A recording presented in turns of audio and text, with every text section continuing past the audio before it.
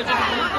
Police আটকেছে হচ্ছে এখানে আমাদের 21 তারিখে আসতে বলা হয়েছিল, সেই জন্য আমরা জমায়েত করেছি। তো এখান থেকে জায়গা জায়গা থেকে আমাদের উঠতে দেয়নি, কিন্তু এখানেও আমাদের আটকে রেখেছে যে এখান থেকে যেতে দিবে। আমরা এখানে বসে বলছি যতদিন যেতে দিচ্ছি ততদিন এখানে স্লোগান দিয়েছি, দেখা যাক কি হচ্ছে না।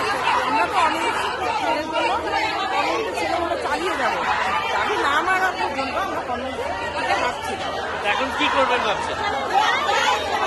এখন আমরা এই বসে পড়েছি, স্লোগান দিচ্ছি, যতক্ষণ না পাচ্ছি এই দিতে থাকবো, তারপর দেখা যাচ্ছে আমাদের পদক্ষেপ নিচ্ছে।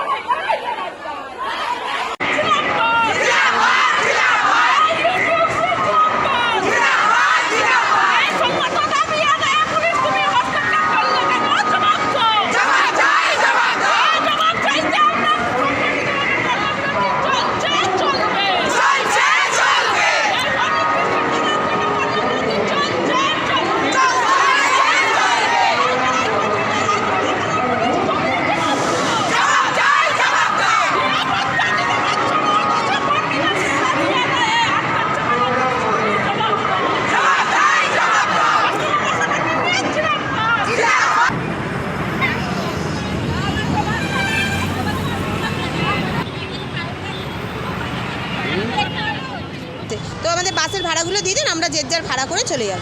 এতে বলাতে এবং এই চাপ দেওয়াতে ওনারা ছেড়েছেন, কিন্তু ওনারা দুটো বাস ছেড়েছেন, একটা বাস আমাদের ছেড়ে দিতে হয়েছে। বাধ্য হয়ে আমরা সব এখানে দাঁড়িয়ে আছি। আমরা আবার বাসের অর্ডার দিয়েছি, সে এলে আমরা এখানে যাব। কতক্ষণে আমরা স্বাস্থ্য ভবন পৌঁছাবো জানি না। এবার ওই তো বললাম, ওনাদের কাছে কোনো সদুত্তর নেই। কেন আমাদের অন্যান্য মেয়েদেরও আটকেছে, এমনকি রিজার্ভেশন করা রয়েছে, তাদেরকেও উঠতে দেয়নি। আমাদের প্রতিনিধিদের সবাইকেই আটকেছে, তাদের বাড়ি ঘেরাও করছে। ওনাদের কাছে কোনো সদুত্তর নেই। কিন্তু আমরা যে আজকের 21 তারিখ স্বাস্থ্য ভবন যাচ্ছি, এটা আমাদের স্বাস্থ্য ভবন থেকেই বলা হয়েছে। 21 তারিখের ডেটটা স্বাস্থ্য ভবন থেকেই নিয়েছে, কিন্তু তারপরেও আমাদের যে এই সম্মুখীন হতে হবে আমরা আশা করিনি। আপনাদের এইভাবে যাওয়া যাবে না, আপনাদের অর্ডার কপি চাই। আমাদের কাছে এরকম কোনো অর্ডার কপি নেই।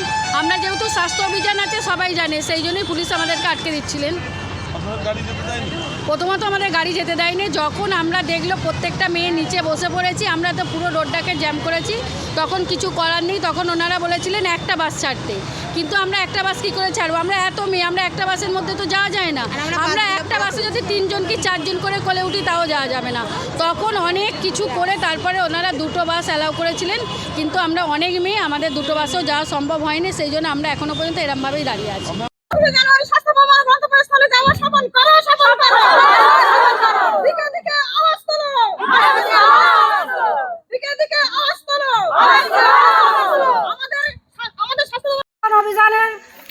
সমস্ত বলার সত্ত্বেও আমাদেরকে আটকানো হয়েছে কেন? দিদি তুমি জবাব দাও। যাওয়ার প্রস্তুতি নিচ্ছিলাম, সেই মুহূর্তে আমাদের আশা দিদি চৈতালি সর্দার, ওনার বাড়ি হিঙ্গলগঞ্জ, ওখান থেকে স্টাফ হিঙ্গলগঞ্জ থানার স্টাফ গিয়ে ওনাকে তুলে এনেছে। কি কারণে এনেছে তার অর্ডার কপি দেখাতে বলা হয়েছে, ওনারা দেখাতে পারেননি। ওনারা বলেছেন যে টোটাল ওয়েস্ট বেঙ্গলে আপনারা সংবাদ নিয়ে দেখুন, এরকম নির্দেশ আছে। ওটা মৌখিক নির্দেশ, কিন্তু কোনো কার্যকরী সঠিক নির্দেশ কিনা সেটা আমরাও জানি না।